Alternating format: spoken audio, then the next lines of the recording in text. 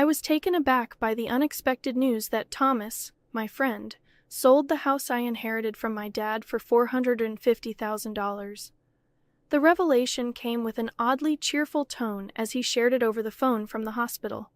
To add to the surprise, he boldly announced that he's planning to embark on a trip with his mistress. The whole situation struck me as sheer madness, leaving me bewildered. I couldn't fathom why Thomas would sell the house with sentimental value and make such an announcement. The news about abandoning his family, including his daughter Elizabeth, was particularly shocking.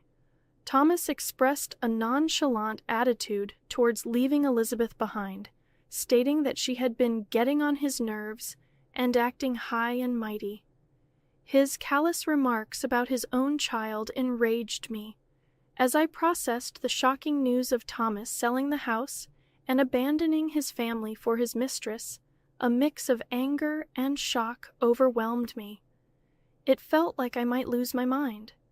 I felt a strong urge to intervene and prevent Thomas from hastily disposing of the house. My name is Lisa Johnson, a 37.5-year-old homemaker. Life with my husband Thomas and our 8-year-old daughter Elizabeth has been far from harmonious. Marital discord has been escalating for a while, with suspicions of Thomas's infidelity lingering for about a year. Despite lacking concrete proof, his behavior, such as frequenting bars after work, returning with a peculiar scent, and gifting expensive items not meant for me, raised concerns. I've been too afraid to confront him about his potential affair, unable to take any decisive action. Reflecting on our relationship, I recall the Thomas I fell in love with a decade ago. His kindness and sincerity initially drew me in, and our marriage seemed blissful. However, things took a turn for the worse around the time our daughter Elizabeth turned 1. Parenting became more challenging, and as a full-time homemaker, I missed Thomas's assistance with tasks like baths and meals. Yet, his behavior and frequent outings began to change, leaving me bewildered about how our once happy marriage ended up in this tumultuous state. In the beginning, Thomas, perhaps aware of his role as a father, initially assisted with childcare as I requested. However, as it became a daily routine, he gradually developed resentment and stopped actively participating in parenting. He started expressing sentiments like, "This is your job as a stay-at-home mom. You should handle parenting on your own. What does a tired man like me have to help out after work?" Thomas's complaints were intense, leaving me and Elizabeth alone in the living room while he retreated to the bedroom. Dealing with Elizabeth's tantrums and struggling through the evening routine alone, Thomas's harsh words lingered painfully. His withdrawal from interacting with Elizabeth became more pronounced, even on his days off. When Elizabeth asked him to play, he responded dismissively, saying, "Playing is your mom's job. I'm busy." Thomas didn't consider Elizabeth's feelings, scolding her if she cried and blaming my parenting skills. We often retreated to our room and played together, just the two of us. There were times when I yearned for personal hobbies like reading or watching movies. However, living with Elizabeth around the clock left little time for myself, while Thomas indulged in his racing hobby. The situation felt unfair, but I couldn't complain, as our household relied on Thomas's income. I felt a sense of helplessness and frustration as I found myself unable to change the circumstances that had persisted for 8 long years. Thomas's disinterest in parenting and his abusive language became a distressing pattern, a far cry from the caring and kind Thomas I knew before our marriage. Despite enduring this situation, I knew it was essential to provide for Elizabeth, and Thomas's income was crucial for our survival. One day while drawing together, Elizabeth complimented my artistic skills and suggested that I pursue drawing as a job. Despite Thomas's contemptuous nature, Elizabeth had grown up to be honest, straightforward, and cheerful, the opposite of my more introverted personality. It was heartening to see her thriving at school, surrounded by friends, and even earning the favor of her teacher. Elizabeth's compliments about my drawings filled me with pride and confidence, reminding me that she paid attention to me and appreciated my efforts. I was grateful for her positivity, which brought joy to our challenging family dynamics. As long as Elizabeth could smile, I felt a sense of resilience in facing the challenges of our life. That quiet realization echoed in my thoughts that night. However, our household situation took a familiar turn when Thomas, in his usual inebriated state, stumbled home and collapsed into the living room.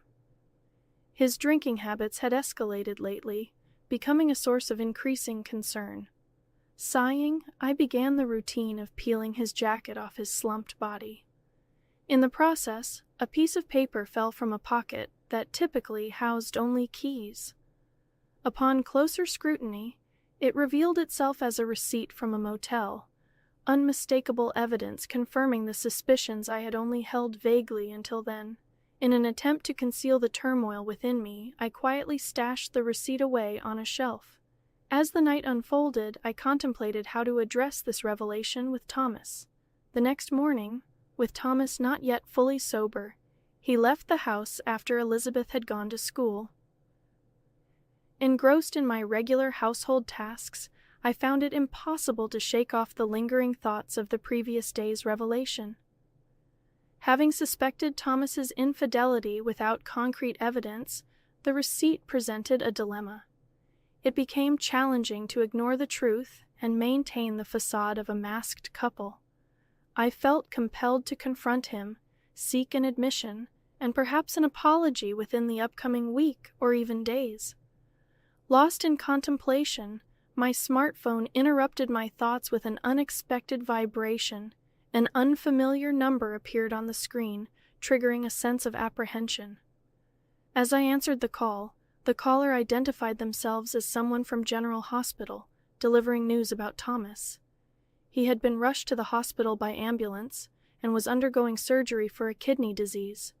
The doctor explained that Thomas's kidneys were likely to fail, necessitating a transplant.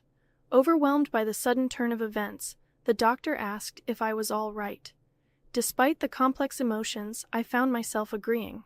As the doctor elaborated on the details of the transplant surgery, my mind swirled with confusion. Although Thomas had often mocked me and been unfaithful, I didn't wish for him to lose his life that night. I held on to the hope for Thomas's recovery. My thoughts centered around his impending transplant surgery.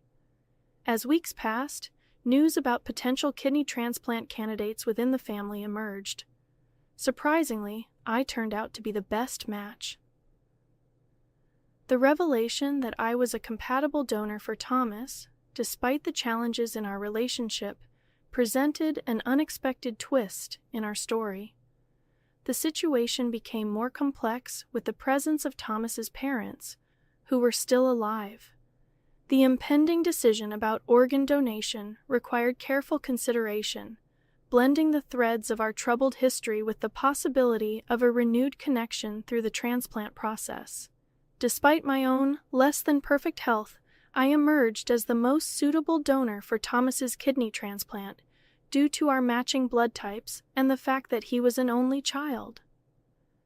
Admittedly, I had reservations about undergoing the surgery, but the prospect of preserving Thomas's life overshadowed any hesitations.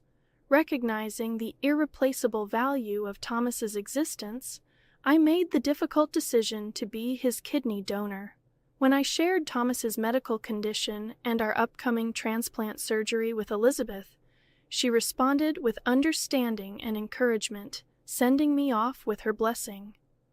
Elizabeth stayed with my in-laws during my hospitalization, and despite their own health challenges, they were able to care for Elizabeth.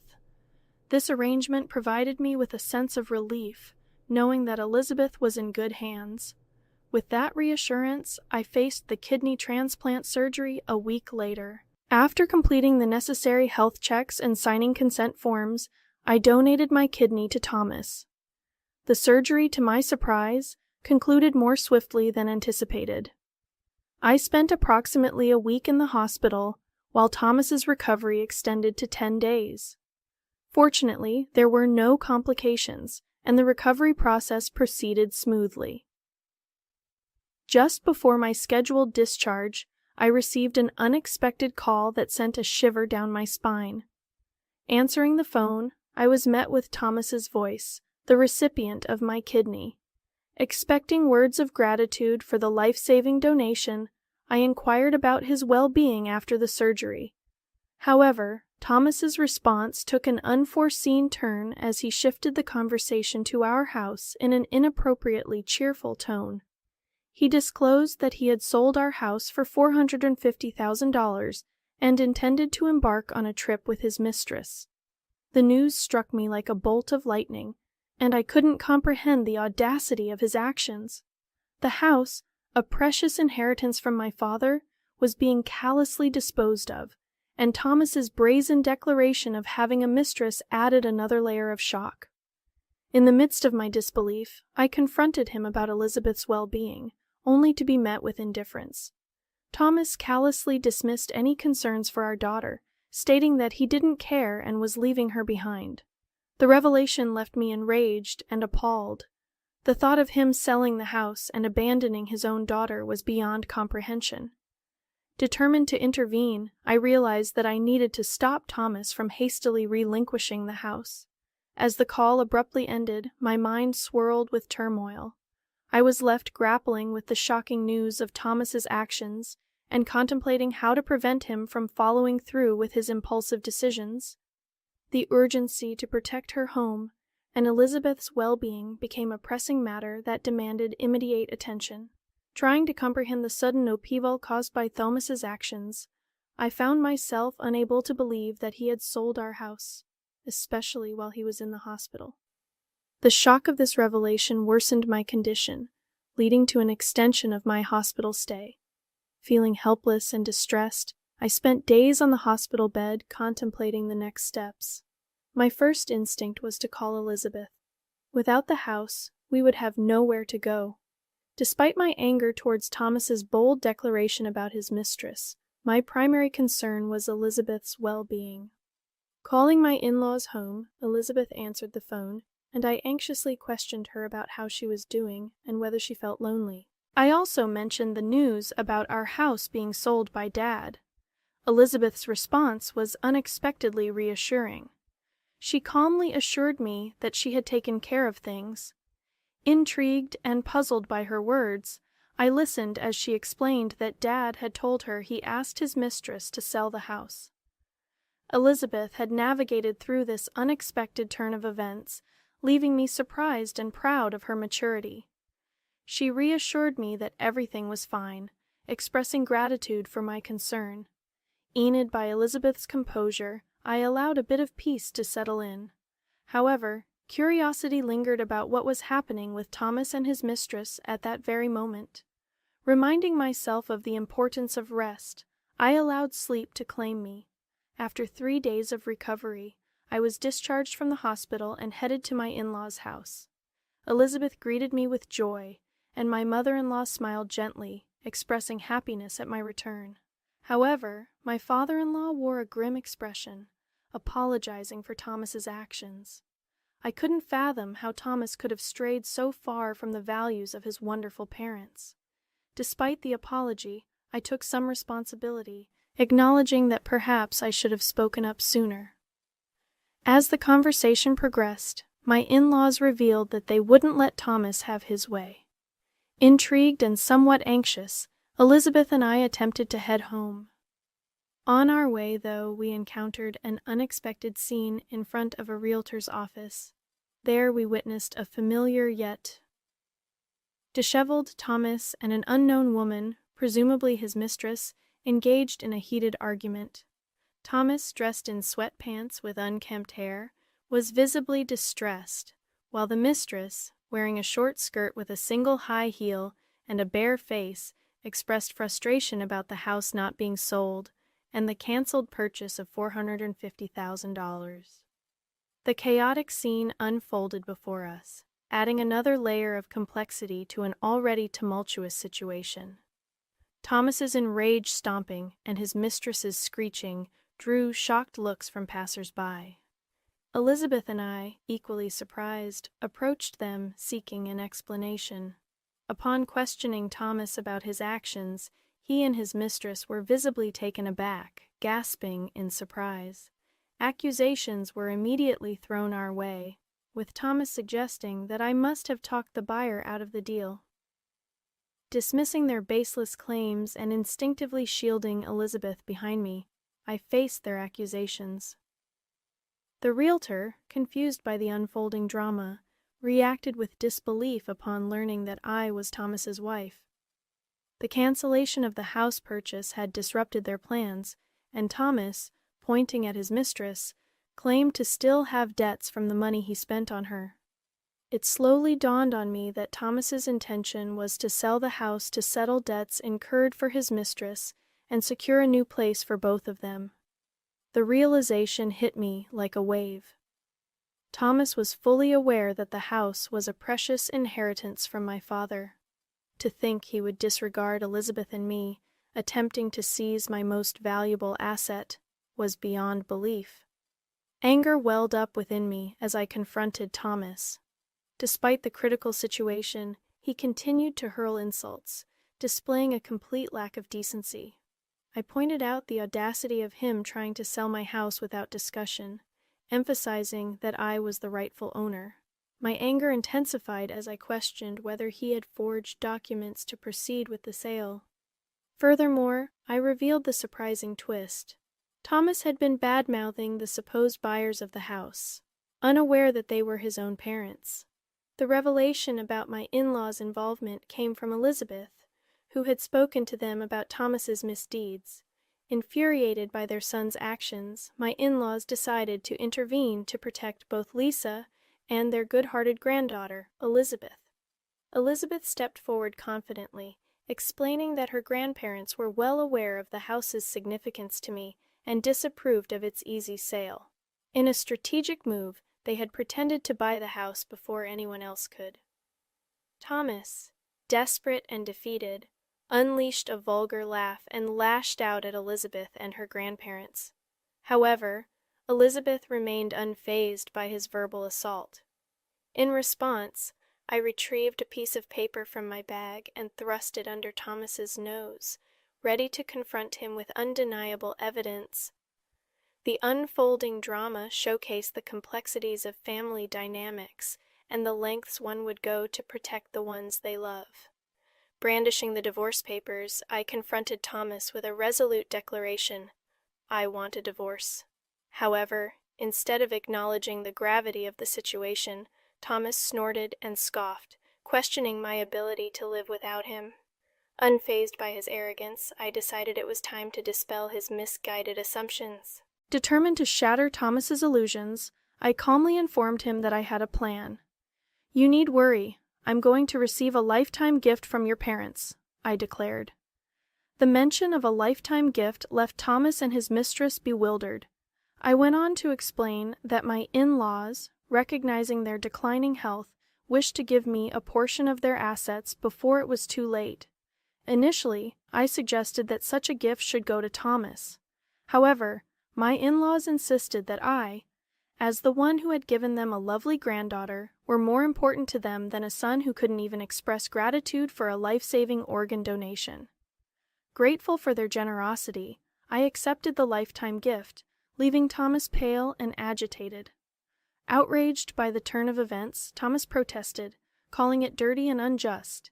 He threatened to take the matter to court, but I calmly reminded him that it was his fault for spending all that money, and his parents had made a justified decision. Dismissing his threats, I questioned whether he even had the financial means to go to court, highlighting the consequences of his past betrayals. Closing the distance to Thomas and delivering the final blow, I made it clear that every penny of compensation for emotional distress and child support would be sought, unleashing a stern warning. I stated that if he couldn't pay, I would chase him to the ends of the earth to collect. Thomas, desperate and shaken, begged for forgiveness, but it was too late. Glaring at him with unwavering determination, I declared that I would pursue every avenue to hold him accountable for insulting Elizabeth and me. As Thomas and his mistress screamed and ran away, the realtor who had witnessed the entire confrontation expressed gratitude for the resolution, acknowledging the awkwardness of the situation. I apologized for any trouble caused, ready to move forward with the next chapter of my life. Taking Elizabeth's hand, we headed home, and she expressed gratitude for standing up for her. A smile adorned Elizabeth's face, and in that moment, I made a silent vow to protect her for the rest of our lives. The divorce from Thomas unfolded without any significant issues, marking the end of a long-suffering marriage. Surprisingly, it was almost anticlimactic, prompting me to reflect on why I had endured everything until now. It became apparent that Thomas had invested a considerable amount of money into his affair and had resorted to borrowing funds from various sources. His mistress eventually left him, citing an inability to be with such a financially troubled man. Misfortune seemed to converge for Thomas as his company had to cut back on staff due to a decrease in sales caused by material shortages. Working in the factory, Thomas was among the first to be laid off. While it may be inconvenient for him, it's challenging to believe he was laid off for no reason. It's likely that the company let go of those who underperformed or had poor conduct, which might have been the case for Thomas given his demeanor at home. Now unemployed, he is scraping by with part-time jobs, lacking the energy to actively search for a new full-time position. His life seems bleak, having lost his job, lover, and wife, but there's little room for sympathy. Despite my efforts, including donating a part of my kidney to him, Thomas made a mockery of me. It appears that karma has caught up with him, and he should focus on working hard to pay off his debt. As for me, I've started doing illustration work, utilizing the assets I inherited from my in-laws. Initially inspired by Elizabeth's compliment about my drawing skills, I have received positive feedback from clients who appreciate the meticulous and skillful nature of my work. The plan is to increase my clientele and work diligently to provide a better life for both of us.